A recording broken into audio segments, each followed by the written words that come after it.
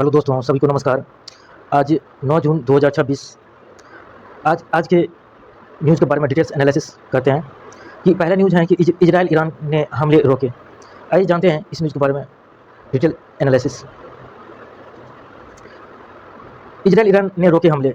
शीर्षक, Israel Iran ने हमले रोके, राहत। राष्ट्रपति ट्रंप की अपील के बाद दोनों देश पीछे हटे। सोमवार तगड़े किए गए थे हमले।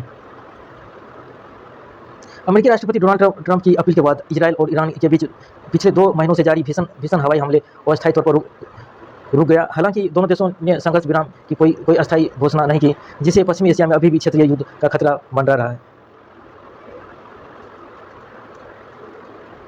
हमलों और जवाबी कार्रवाई का लेखा जोखा। इजराइल के सैन्य ठिकानों पर हमला। ईरान ने इजराइल के सैन्य ठिकानों पर ऑपरेशन वार विंड के तहत हमला किया। इनमें 2 सैन्य हवाई ठिकानों और एक तेल डिपो शामिल थे।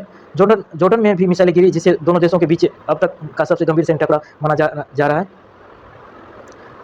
ईरान बोला कि हमलों के लिए अमेरिका जिम्मेदार। ईरान ने इस पूरे घटना के लिए अमेरिका को जिम्मेदार ठहराया है। ईरानी विदेश मंत्रालय का कहना है कि इजराइल बिना अमेरिका समर्थन के इतना बड़ा कदम नहीं उठा सकता। इजराइल की जवाबी कार्रवाई। ईरान के मिसाइल हमलों के जवाब में इजराइल ने भी ईरान के कई ठिकानों को निशाना बनाया।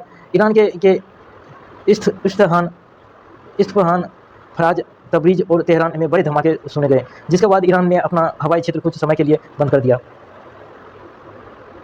प्रमुख आंकड़े। इजरायली सैन्य हवाई अड्डों को ईरान ने अपने हवाई हमलों के जरिए निशाना बनाया। बैलिस्टिक मिसाइलों ईरान द्वारा इजरायल पर दागी गई। 30 बैलिस्टिक ईरान द्वारा इजरायल पर दागी गई और 2 इजरायली सैन्य हवाई अड्डों को ईरान ने अपनी हवाई हमलों के जरिए निशाना बनाया। सुरक्षा और भारत की सतर्कता।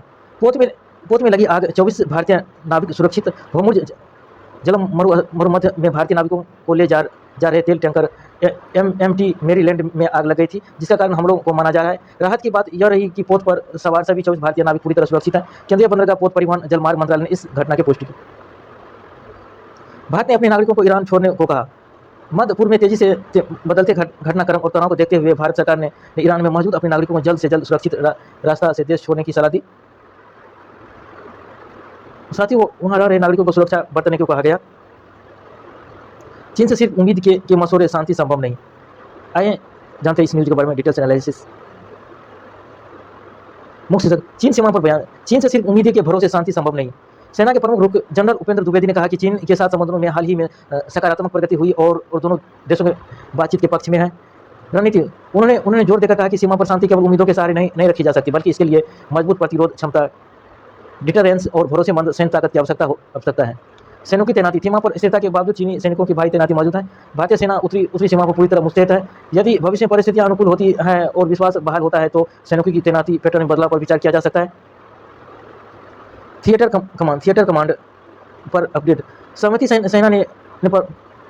सेना प्रमुख ने बताया कि थिएटर कमांड के संगठन को लेकर तीनों सेना, थल सेना, नौसेना, वायुसेना में आपसी सहमति बन चुकी है। इस प्रक्रिया की गठन वर्तमान में तेजी से चल रही है। सुरक्षा दृष्टिकोण। उन्होंने कहा कि अब यह स्पष्ट हो चुका है कि भारत के लिए आतंकवाद केवल एक सुरक्षा समस्या नहीं, बल्कि देश इसके पूरे तंत्र इकोसिस्टम को खत्म करने के लिए काम कर रहा है। युद्ध का बदला स्वरूप। आधुनिक तकनीक के युद्ध के तौर तरीकों को बदल दिया है। इसके बावजूद भारत जैसी विविध भौगोलिक परिस्थितियों और बहुआयामी सुरक्षा चुनौतियों वाले देश में सैनिकों या human boots on the ground की भूमिका को कभी कम नहीं किया जा सकता। भारत ने परमाणु हथियारों का जखीरा बढ़ाया। आइए पढ़ते हैं इसमें कुल। भारत का बढ़ता जखीरा। रिपोर्ट के अनुसार 2025 में भारत के पास उपयोग किए जाने परमाणु हथियारों की संख्या 180 थी, जो बढ़कर 190 हो गई। इसके साथ ही भारत ने पहले 12 परमाणु हथियार तैनात या डिप्लॉय भी किए। चीन पर केंद्रित रणनीति। भारत अपने परमाणु आधुनिकीकरण कार्यक्रम के तहत लंबी दूरी के हथियारों को विकसित करने का ध्यान केंद्रित कर रहा है, जो चीन के भीतर भी निशाना साधने में सक्षम है। पाकिस्तान के पास कुल 170 परमाणु हथियार है। हालांकि संख्या के मामले में भारत अब पाकिस्तान से आगे निकल गया, लेकिन पाकिस्तान लगातार नए डिलीवरी सिस्टम विकसित कर रहा है। वैश्विक रुझान। तालिका दर्शाता है कि अमेरिका 1770 और रूस 1796 के पास दुनिया के सबसे बड़े तैनात परमाणु हथियार के जखीरे हैं, जबकि चीन भी तेजी से अपनी सैन्य क्षमता बढ़ा रहा है। सुरक्षा और परमाणु जोखिम। अखबार में SIPRI के निर्देशक के हवाले से एक महत्वपूर्ण बयान दिया गया है। अधिक चिंताजनक बात यह है कि भले ही हमारे पास परमाणु हथियारों की संख्या कम हो रही हो, लेकिन इसके बावजूद परमाणु खतरों और परमाणु जोखिमों का स्तर लगातार बढ़ रहा है। IVF से जन्मी बेटियां DNA का मिलान नहीं। आइए भी साइंस टेक से रिलेटेड न्यूज है। आइए जानते हैं इस न्यूज के बारे में डिटेल्स एनालिसिस पढ़ते हैं। ये नाबालिग टाइम्स लिया गया है कि IVF प्रक्रिया के बाद माता पिता और नवजात जुड़वा बच्चों के बीच DNA प्रोफाइल मेल नहीं खाते का बेहद संवेदनशील मामला सामने आया है। शीर्षक IVF से जन्मी बेटियां DNA का मिला नहीं। घटनास्थल यह घटना नई दिल्ली की है, जहां मोहन गार्डन के रहने वाले एक पीड़ित दंपति ने साकेत कोर्ट के आदेश के बाद पुलिस में प्राथमिकी दर्ज कराई। संपत्ति ने अपनी जुड़वा बच्चों के जन्म के बाद उनका DNA टेस्ट कराया, जिससे उनका बच्चों के साथ कोई बायोलॉजिकल या अनुवांशिक संबंध नहीं पाया गया। गंभीर आरोप पीड़ित दंपति ने आरोप लगाया है कि IVF सेंटर या अस्पताल को घोर लापरवाही के कारण भ्रूण या बच्चे की अदला बदली हुई है। इलाज और डिलीवरी की महिला का IVF का इलाज ग्रेटर कैलाश के एक नामी सेंटर में हुआ था, जबकि बच्चों का डिलीवरी के दौरान एक नामी प्राइवेट अस्पताल में हुई। कानूनी कार्रवाई शिकायत के बाद शुरू में कोई ठोस कार्रवाई नहीं होने पर पीड़ित दंपति ने साकेत कोर्ट का दरवाजा खटखटाया। कोर्ट के कड़े निर्देशों के बाद अब पुलिस ने केस दर्ज कर मामले की गहराई से जांच शुरू कर दी है। उच्च स्तरीय शिकायतें पीड़ित दंपति ने इस गंभीर मेडिकल लापरवाही को लेकर प्रधानमंत्री कार्यालय PMO को लेकर स्वास्थ्य मंत्री, मिनिस्ट्री ऑफ हेल्थ समेत सभी संबंधित विभागों में न्याय के लिए गुहार लगाई। जुड़वा बच्चों को चेहरा देकर वसक DNA ने खोला राज।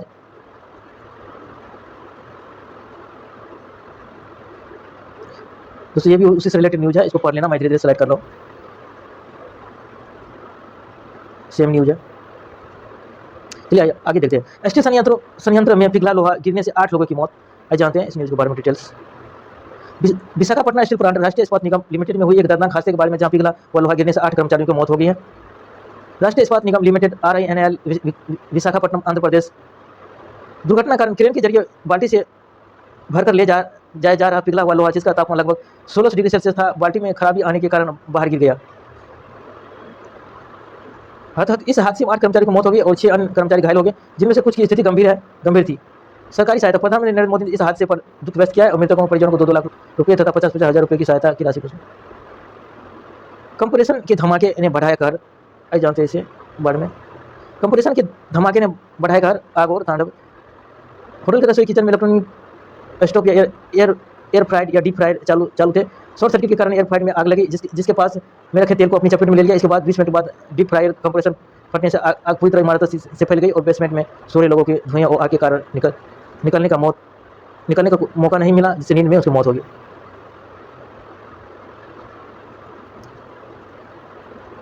जांच और फोरेंसिक मदद। अगर आग फैलने के वैज्ञानिक कारणों से पता लगने वाले IIT दिल्ली ने विशेषज्ञों की मदद ली। इसको पढ़ लेना दोस्तों। आइए आगे बढ़ते हैं।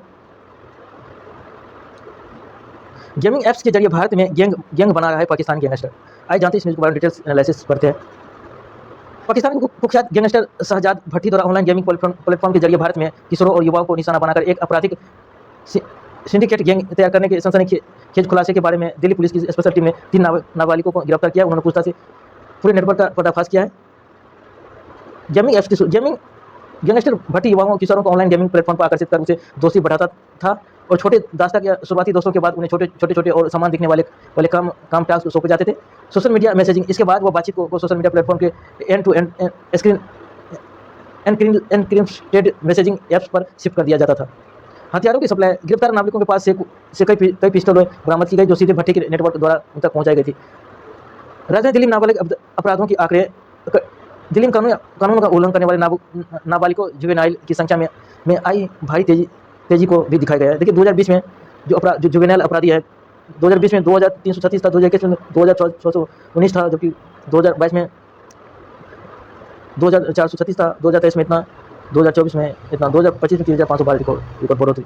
सुरक्षा एजेंसी के मुताबिक इस तरह के डिजिटल नेटवर्कों को क्रिएट करना बेहद मुश्किल होता है, क्योंकि अपराधी फर्जी नाम और वर्चुअल आईडी और एनक्रिप्टेड प्लेटफॉर्म का इस्तेमाल करते हैं और आशंका जताई जा रही है कि इस गेमिंग नेटवर्क का इस्तेमाल भविष्य में भारत के भीतर रंगदारी, एक्सटॉर्शन और हथियारों की तस्करी और संगठित अपराधों ऑर्गेनाइजेशन को अंजाम देने वाले स्लीपर सेल्स तैयार करने के लिए किया जा रहा था।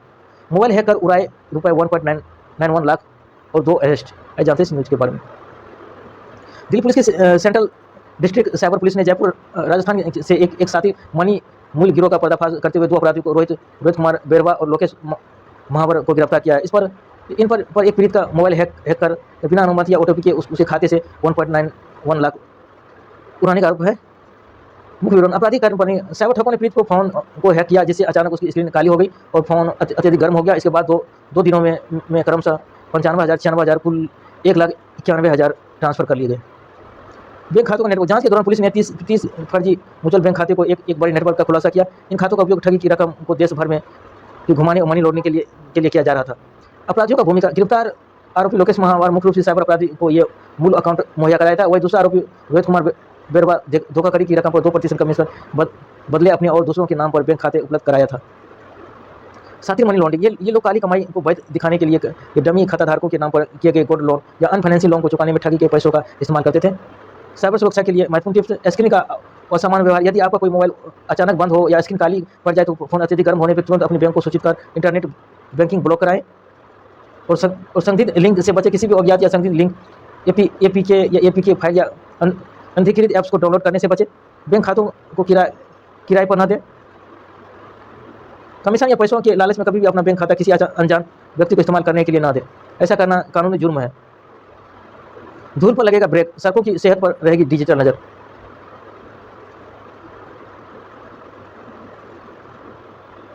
लोक निर्माण विभाग, पीडब्ल्यूडी, वैज्ञानिक औद्योगिक अनुसंधान परिषद, केंद्र सड़क अनुसंधान संस्थान, सीआरआई और स्कूल ऑफ प्लानिंग एवं आर्किटेक्चर एसपीए के बीच हस्ताक्षर के महत्वपूर्ण त्रिपक्षीय समझौते एमओयू के बारे में। इसका मुख्य उद्देश्य अत्यधिक तकनीकों के माध्यम से दिल्ली की सड़कों को धूल मुक्त, सुरक्षित, स्मार्ट बनाना है।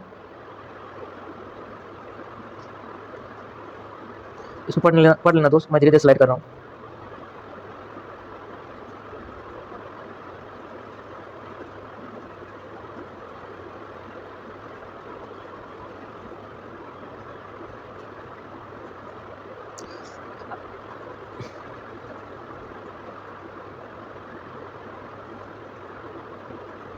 आपके धंधे में हाथ बटाएंगे जकरबर्ग। आइए जानते हैं इस न्यूज़ के बारे में, पढ़ते हैं। आपके धंधे में हाथ बटाएंगे Zuckerberg. Meta CEO Mark Zuckerberg व्यापारियों की मदद के लिए एआई को डिजिटल कर्मचारी बनाना चाहते हैं। मुख्य विशेषता और कार्य: ग्राहकों से बातचीत: यह एआई एजेंट व्यापारियों की ओर से ग्राहकों से सीधे बात करेगा और सवालों के जवाब ग्राहकों द्वारा पूछे जाने वाले समान जवाबों के बाद तुरंत देगा। यह टूल देश और विदेशों जगह व्यापार बढ़ाने और बिक्री करने में मदद करेगा। जानकारी स्टोर रखना: बिजनेस मालिक अपडेट, प्रोडक्ट कीमत, स्टॉक, काम के घंटे और अक्सर पूछे जाने वाले सवालों FAQ का डेटा इसमें फीड कर सकेंगे। उपलब्धता और शुल्क: सीमित परीक्षण: वर्तमान कुछ देशों में सीमित स्तर पर इसका टेस्ट किया जा चुका है और इसके लिए मेटा बिजनेस सूट के व्हाट्सएप बिजनेस अकाउंट की जरूरत होगी। शुरुआत में फ्री और कंपनी ने बताया कि शुरुआत में यह सेवा मुक्त होगी और लेकिन कुछ महीनों के बाद इसके लिए सब्सक्रिप्शन मॉडल या सशुल्क मॉडल लगाया जाएगा। मेटा बिजनेस एजेंट: कंपनियों के लिए मेटा बिजनेस एजेंट को लॉन्च किया गया है जिसकी मदद से वे अपना खुद एआई एजेंट तैयार कर सकते हैं। एआई डेटा सेंटरों का बोझ कैसे उठाएगी? आइए जानते हैं इस न्यूज़ के बारे में। ये साइंस टेक से रिलेटेड है। आर्टिफिशियल इंटेलिजेंस एआई डेटा सेंटरों को कार्बन, पर्यावरण, ऊर्जा संसाधनों को करने वाले भारी दावों के बारे में चर्चा की गई है। यहाँ इसलिए का सारांश, मुख्य बिंदु, मुख्य शीर्षक जानते हैं। एआई डेटा सेंटरों का बोझ कैसे उठाएगी दुनिया? यह शीर्षक सीधे तौर पर एआई को चलाने वाले बड़े डेटा सेंटरों द्वारा भारी मात्रा में बिजली या संसाधनों की खपत पर चिंता व्यक्त करता है। यूनाइटेड नेशन यूनिवर्सिटी की रिपोर्ट का यह लेख या संयुक्त राष्ट्र विश्वविद्यालय की एक चौंकाने वाली रिपोर्ट के हवाले से लिखा गया है। भारी बिजली खपत रिपोर्ट के अनुसार 2030 तक एआई डेटा सेंटर हर साल लगभग 345 टेराबाइट घंटे बिजली की खपत कर सकते हैं। देशों से तुलना: यह बिजली की खपत पाकिस्तान, बांग्लादेश, नाइजीरिया की कुछ मिलाकर होने वाली बिजली से खपत से अधिक। इन देशों की कुल आबादी 45 करोड़ से ज़्यादा है। संसाधनों को दबाव: डेटा सेंटरों के कारण केवल कार्बन उत्सर्जन ही नहीं बढ़ रहा है बल्कि पानी और जमीन पर भी भारी दबाव पड़ रहा है। पानी का भारी आवश्यकता: आजकल के आधुनिक डेटा सेंटरों को ठंडा कूलिंग रखने या उनके लिए बिजली उत्पादन करने के लिए बहुत भारी मात्रा में पानी की आवश्यकता होती है। ट्रेन टिकट बुकिंग आसान बनाएगा रेलवे। आइए जानते हैं इसके बारे में। आर्टिफिशियल इंटेलिजेंस आधारित नए रिजर्वेशन सिस्टम के बारे में बताया गया है। ट्रेन टिकट बुकिंग आसान बनाएगा रेलवे। 40 साल पुराना सिस्टम बदलेगा। भारत रेलवे का वर्तमान बुकिंग ढांचा साल 1986 में शुरू हुआ था। अब इसे पूरी तरह से आधुनिक और अत्यधिक क्षमता वाले सर्वर के साथ अपडेट किया जा रहा है ताकि भारी भीड़ के समय वेबसाइट का ऐप्स हैक ना हो। एआई से 94% तक सटीक जानकारी: नए सिस्टम की सबसे बड़ी विशेषता इसका एआई आधारित वेट लिस्ट प्रेडिक्शन टूल्स है। पहले वेटिंग टिकट कंफर्म होने का जो अनुमान मिलता था उसकी सटीकता केवल 53% थी, लेकिन अब एआई की मदद से यह 94% तक सटीक जानकारी देगा। इससे यात्रियों को अपनी यात्रा की योजना पहले बेहतर तरीके से बनाने में मदद मिलेगी। फास्ट बुकिंग स्पीड: नए अपग्रेड के बाद टिकट बुकिंग की रफ्तार लगभग 5 गुना बढ़ जाएगी, जिससे प्रति मिनट 1.5 लाख टिकट बुक किए जा सकेंगे। ऑनलाइन बुकिंग बदलाव: वर्तमान में देश की लगभग 88% रेलवे टिकटों की बुकिंग ऑनलाइन माध्यमों जैसे आधिकारिक IRCTC वेबसाइट और रेल वन ऐप्स द्वारा की जाती है। नए बदलों के साथ तत्काल बुकिंग के लिए आधारित वेरिफिकेशन भी जरूरी किया जा सकता है। इस बात के एक्सपेंशन का प्रस्ताव खारिज। जानते हैं इसके बारे में। INS बाज नौसैनिक हवाई अड्डे के विस्तार प्रस्ताव को खारिज किए जाने, उसके स्थान पर ग्रेट निकोबार आइलैंड को चेकिंग में ₹13,000 करोड़ के नए ग्रीनफील्ड एयरपोर्ट परियोजना पर ध्यान केंद्रित करने के बारे में है। प्रश्न क्यों खारिज हुआ? भारतीय नौसेना की इस एयर बेस के रनवे को 4500 फीट से बढ़ाकर 10,000 फीट करने का योजना थी। हालांकि इसके लिए बड़े पैमाने पर भूमि अधिग्रहण, भूमि उद्धार, लैंड रिक्लेमेशन और जंगलों तथा जनजातीय क्षेत्रों को प्रभावित करने वाले पर्यावरण कारणों के चलते इसे व्यवहारिक नहीं पाया गया। नया ग्रीनफील्ड एयरपोर्ट रक्षा मंत्रालय अब गलतियों वे के पास शिंगेन में एक नया दोहराया उपयोग ड्यूअल यूज वाला ग्रीनफील्ड एयरपोर्ट विकसित कर रहा है, जिसका उपयोग सैन्य और नागरिक दोनों उद्देश्यों के लिए किया जाएगा।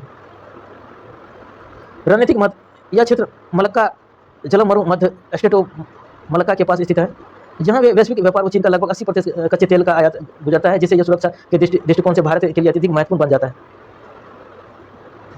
ब्रेन चिप्स के दौर में चीन ने मस्क को पीछे छोड़ा। यह साइंस टेक से रिलेटेड GS3 से टॉपिक है दोस्तों, ये महत्वपूर्ण है, बहुत महत्वपूर्ण है। आइए जाते इस टॉपिक के बारे में पढ़ते हैं। ब्रेन चिप्स के दौर में चीन ने मस्क को पीछे छोड़ा। ब्रेन चिप्स की रेस में चीन एलन मस्क को पछाड़ दिया है। चीनी शीर्षक के साथ एक महत्वपूर्ण स्वास्थ्य एवं तकनीक विकास को दर्शाती है।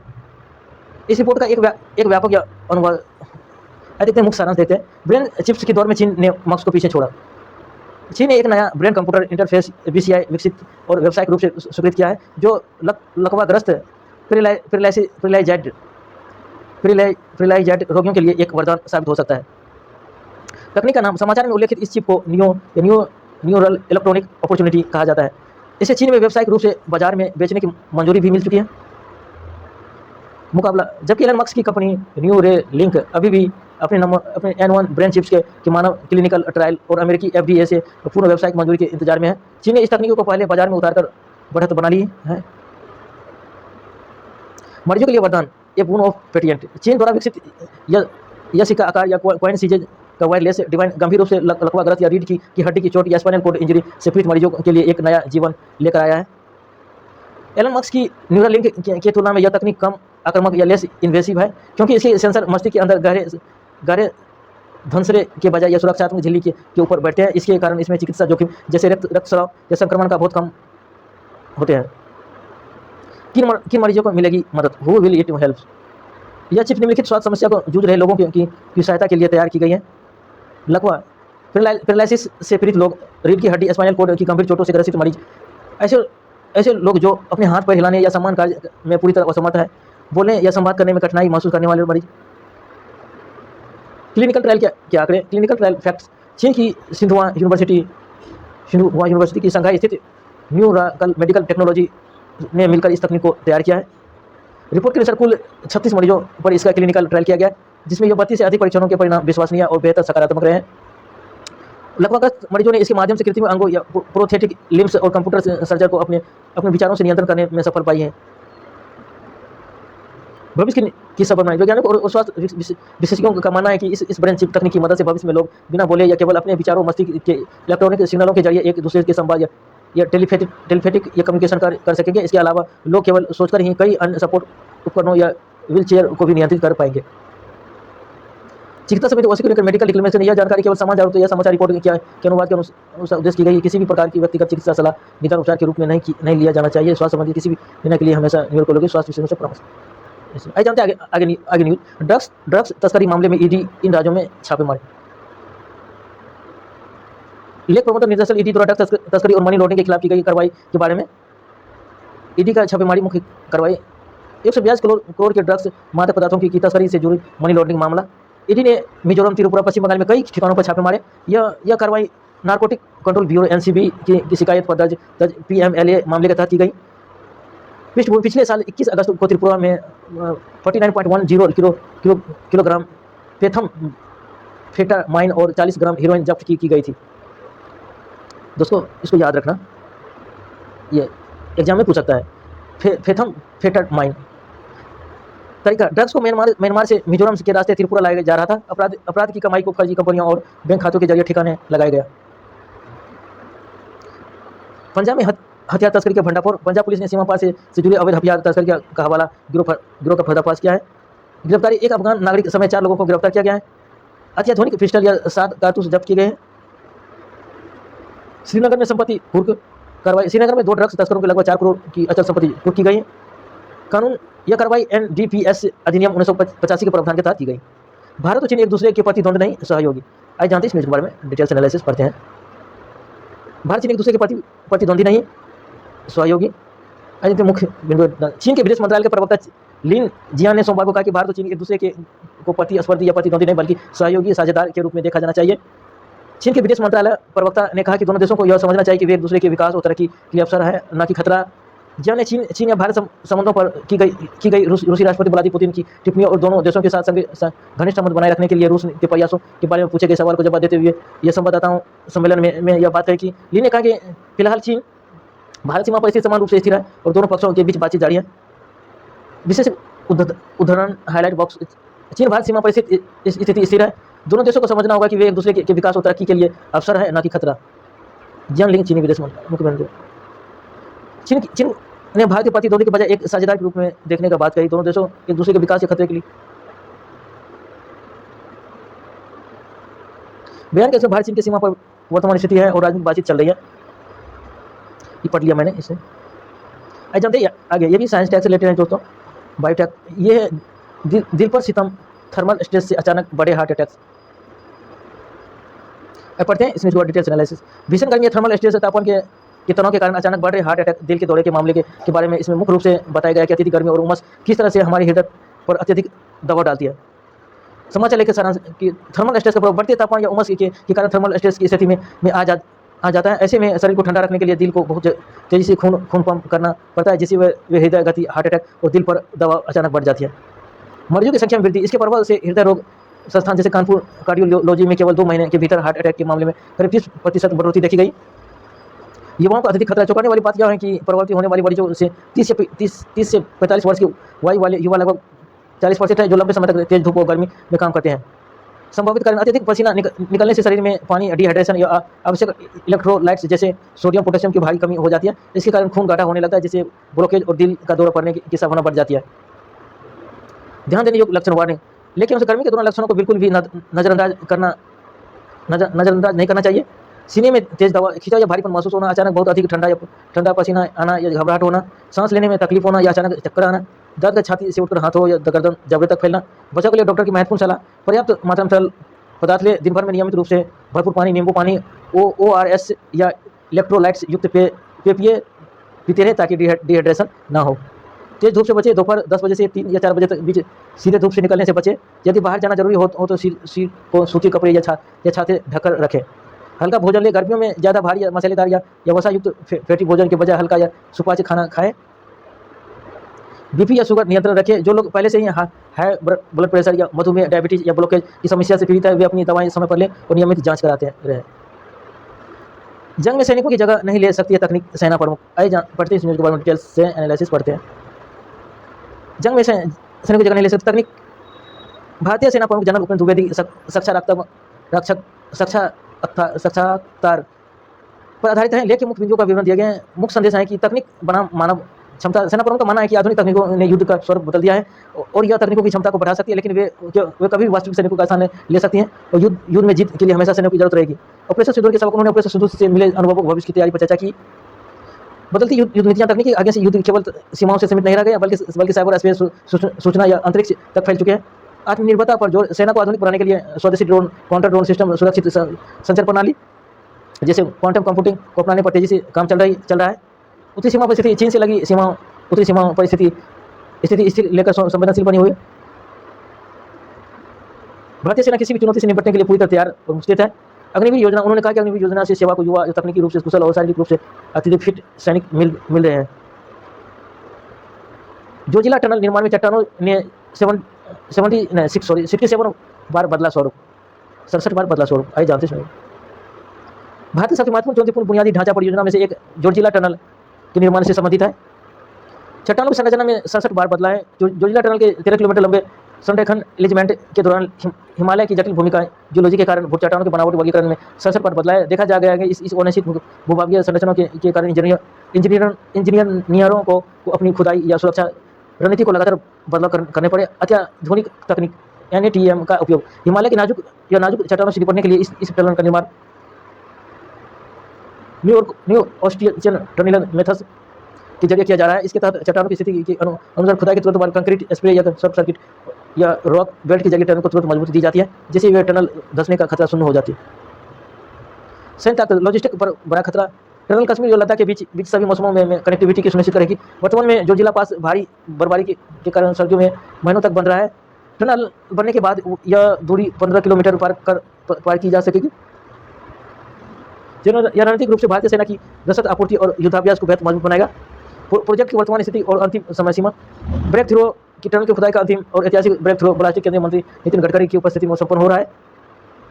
पूर्व परिचालन समय सीमा ऑफिसर डेडलाइन खुदाई पूरी होने के बाद कंक्रीट या लाइनिंग, वेंटिलेशन, लाइट सुरक्षा प्रणाली से सीसीटीवी और ऑटोमेटिक फायर डिटेक्शन को स्थापित किया गया है। टनल को पूरी तरह यातायात के लिए खोलने की अंतिम आधारिक समय सीमा फरवरी 2028 तक तय की गई है। हथियारों को तैनाती बढ़ा रहे परमाणु संपर्क देश। आज इस न्यूज के बारे में डिटेल्स से पढ़ते हैं। Stockholm international fishery research institute की एक ताज़ा रिपोर्ट के आधारित यह रिपोर्ट परमाणु हथियार संपन्न देशों द्वारा अपने हथियारों तैनाती बढ़ाने और आधुनिकीकरण करने के बारे में चेतावनी देती है। मुख्य बात देती है, हथियारों की तैनाती बढ़ा रहे परमाणु शक्ति से लेस देश को अब परमाणु हथियारों को गोदाम स्टोरेज से निकालकर सक्रिय सैन्य प्रणालियों से जैसे मिसाइल, पनडुब्बी, लड़ाकू विमान पर तैनात कर रहे हैं। चीन का तेजी से विस्तार। चीन 4 साल में अमेरिका रूस से बराबर होगा। रिपोर्ट के मुताबिक चीन दुनिया में सबसे तेजी से अपने परमाणु हथियारों को भंडार बढ़ा रहा है। वर्तमान भंडार चीन के पास वर्तमान में 500 वारहेड या परमाणु हथियार है। भविष्य का अनुमान साल 2030 तक चीन के पास अमेरिका रूस के बराबर संख्या में इंटरकॉन्टिनेंटल बैलिस्टिक मिसाइल ICBM को हो सकती है। अन्य देशों की स्थिति। फ्रांस के पास 290, यूके ब्रिटेन के पास 225 परमाणु हथियार जो फिलहाल स्थिर बने हुए हैं। उत्तर कोरिया भी अपने भंडार को बढ़ा रहा है। उसके पास लगभग 50 परमाणु हथियार है। इसराइल ने अपने परमाणु हथियार का आधुनिकीकरण कर रहा है, जिसके पास लगभग 90 परमाणु हथियार है। वैश्विक परमाणु आंकड़े। कुल संख्या दुनिया भर में कुल अनुमानित 12,187 परमाणु हथियार है। सक्रिय भंडार। इनमें से लगभग 9,745 वारहेड संभावित उपयोग के लिए सैन्य भंडारों में रखे गए। बढ़ते भू राजनीतिक तनाव और नए हथियारों की होड़ के कारण दशकों से चली आ रही परमाणु हथियारों में कटौती की प्रवृत्ति पर उलट सकती है। इससे युद्ध टकराव का खतरा पहले से ही कहीं अधिक बढ़ गया है। अमेरिका और रूस का दबदबा। 83% हिस्सा दुनिया के कुल परमाणु हथियारों का लगभग 83 हिस्सा अकेले अमेरिका और रूस के पास है। दोनों देशों में प्रत्येक देश के पास 5,000 से अधिक वारहेड है। चुनौती। दोनों देश अपने हथियारों का आधुनिकीकरण कर रहे हैं, लेकिन उन्हें फंडिंग की कमी, तकनीकी देरी और आर्थिक प्रतिबंधों जैसे रूस पर यूक्रेन युद्ध के कारण लगे प्रतिबंध जैसी चुनौतियों का सामना करना पड़ रहा है। भारत में लंबित मुद्दों पर वार्ता। भारत में ब्रिटेन के बीच मुक्त व्यापार समझौते पर लंबित मुद्दों पर बातचीत। भारत ब्रिटेन के बीच मुक्त व्यापार समझौते लागू करने के लिए बातचीत चल रही है।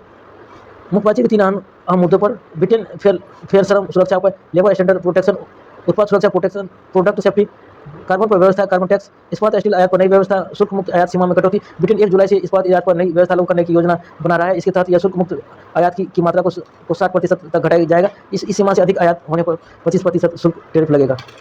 कार्बन सीमा पर का असर। साल 2027 में ब्रिटेन में कार्बन प्रणाली लागू करने की संभावना है। इसका असर भारत से निर्यातित होने वाले इस्पात, एल्युमिनियम और अन्य उत्पादों पर पड़ सकता है। वर्तमान स्थिति। 24 जुलाई 2025 को व्यापार आर्थिक एवं व्यापार समझौते पर हस्ताक्षर किए। 3 लंबित मुद्दों एक पर सहमति बन चुकी है, जबकि बाकी 2 पक्षों एक दूसरे को नए प्रयास सौंपे गए हैं। भारत और ब्रिटेन के बीच संयुक्त व्यापार आर्थिक सहमति JETCO की बैठक होने की उम्मीद, जिसमें वाणिज्य एवं उद्योग मंत्री पीयूष गोयल ने लंदन में की तैयारी हुई। धारा 301 की जांच के बाद अंतरिम करार पर मोहर। न्यूज के बारे में। भारत अमेरिका द्विपक्षीय व्यापार समझौते BTA अमेरिकी ट्रेड एक्ट 1974 की धारा सेक्शन 301 के तहत चल रही संबंधित है। मुख्य बातें। अंतरिम व्यापार समझौते की। एक सरकारी अधिकारी के अनुसार भारत अमेरिका के बीच होने वाले द्विपक्षीय व्यापार समझौते के पहले अंतिम करार को अमेरिकी धारा 301 की पूरी तरह से होने वाले ही अंतिम रूप दिया गया है। धारा 301 की जांच। अमेरिकी व्यापार प्रतिनिधि ने भारत सहित कई देशों के खिलाफ अनुचित व्यापार प्रथाओं, वैश्विक आपूर्ति श्रृंखला बंधुआ, जबरन श्रम, फोर्स लेबर, अत्यधिक उत्पादन या क्षमता एक्सेस के आरोपों को लेकर 301 के तहत एक तरफा जांच शुरू की गई। प्रभावित अतिरिक्त टैरिफ। जांच के तहत अमेरिका ने भारत की सहित 54 देशों पर 12.5% शुल्क टैरिफ लगाने की व्यवस्था दिया है। समय सीमा के बाद अमेरिका द्वारा लगाए गए 10% अस्थायी अतिरिक्त शुल्क 24 जुलाई को समाप्त हो रही है। इसके बाद में केवल ये सर्वाधिक तरजीह देश MFN शुल्क ही लागू रहेंगे। इसलिए यदि अमेरिका कोई अतिरिक्त शुल्क वसूलना चाहता है तो उसे 24 जुलाई से पहले से जांच की प्रक्रिया को पूरा करना। भारत इस पर जोर दे रहा है कि अंतरिम व्यापार समझौते पर हस्ताक्षर होने के बाद अमेरिका यह भरोसे दे कि वह भविष्य में भारत वस्तुओं पर ऐसा कोई अतिरिक्त मानदंडात्मक शुल्क या धारा 301 के तहत जांच नहीं थोपेगी।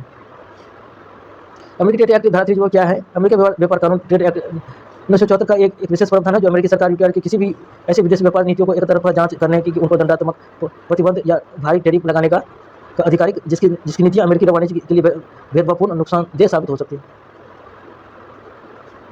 अपराध पर 6% घटी। साइबर क्राइम में तेजी से वृद्धि।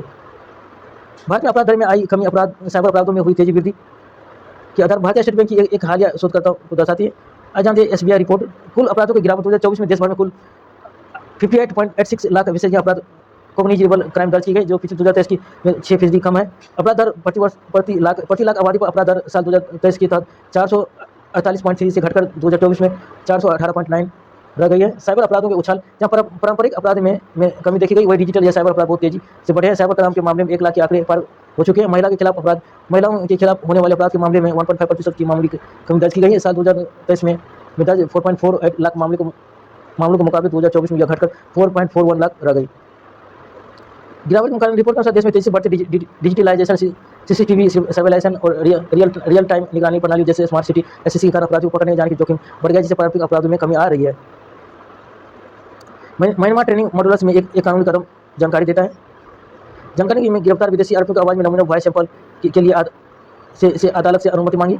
अर्जी नई दिल्ली में पटियाला हाउस कोर्ट में विशेष NIA न्यायाधीश प्रशांत शर्मा के समक्ष की गई है। जांच को उद्देश्य एजेंसी का कहना है कि यह कदम इलेक्ट्रॉनिक सबूतों को वैज्ञानिक जांच करने और मामलों को आगे बढ़ाने के लिए जरूरी है। आवाज़ को नमूने के लिए CRPC धारा 349 के तहत केंद्रीय फोरेंसिक वैज्ञानिक प्रयोगशाला CFSL के विशेषज्ञों द्वारा अनुमति मांगी गई थी। अदालत का फैसला अदालत संबंधित आरोपियों को नोटिस जारी किया। इस मामले की सुनवाई 2 जुलाई को होगी। लद्दाख में जोजिला पावर थर्मल प्लांट बनेगा। दोस्तों, इसको पढ़ लेना, मैं धीरे धीरे सेलेक्ट कर रहा हूँ। लद्दाख की पूर्णा घाटी में दुनिया का प्रमुख क्षेत्रीय थर्मल बनेगा। 14,000 फीट से अधिक ऊंचाई पर स्थापित की जाएगी मेगावाट। ONGC एनर्जी लद्दाख शामिल प्रदेश प्रशासन है। महत्वपूर्ण बातें हैं कि ऊर्जा विकास दिशा में कदम। NOLG सेंटर अत्यधिक कठिन परिस्थितियों, प्रतिकूल मौसम के बावजूद पहला सफलता। इसको पढ़ लेना दोस्तों, सॉरी। म्यांमार बांग्लादेश बॉर्डर के ड्रग्स नेटवर्क का शिकंजा, ये भी पढ़ लेना दोस्तों।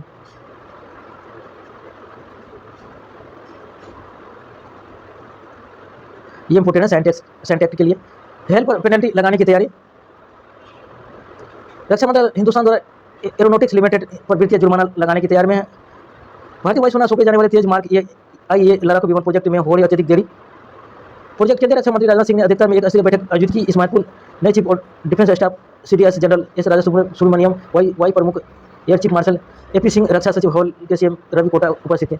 इंजन मिलने के बाद देरी लेख में सैन्य अधिकारियों के हवाले को बताया कि अमेरिकी कंपनी जनरल इलेक्ट्रिक JE के कुछ F404 इंजन मिलने हॉल के पास फिलहाल 6 इंजन आ चुके हैं। लगभग 50 एयर फ्रेम तैयार होने के बावजूद हेल के अभी तक एक भी विमान वायुसेना सौंपने विफल रहा है। आधुनिक तकनीकी तैयारी। विमानों के डिलीवरी न होने के मुख्य कारण है कि जनों की तकनीकी कमी, बल्कि रडार और इलेक्ट्रॉनिक्स वारफेयर EW का शुल्क अधूरा इंटीग्रेशन, मिसाइल परीक्षण में देरी और कई सॉफ्टवेयर तकनीकी मानकों को मंजूरी बाकी होना भी। भारतीय वायुसेना के साथ कह दिया है कि वो अपनी लड़ाकू स्क्वाड की कमी को दूर करने के लिए विमान को चाहती है, लेकिन लड़ाकू विमानों को कम्पैक्ट कैपेबिलिटी और तकनीकी मानकों से कोई समझौता नहीं करेगी और अधूरी और बिना पूरी तरह से प्रमाणित विमानों को तस्वीर नहीं किया जाएगा। ईरान और इजराइल में दागी मिसाइलें हमले। दोस्तों, ये भी अब पढ़ लेना, मैं धीरे धीरे सिलेक्ट कर रहा हूँ।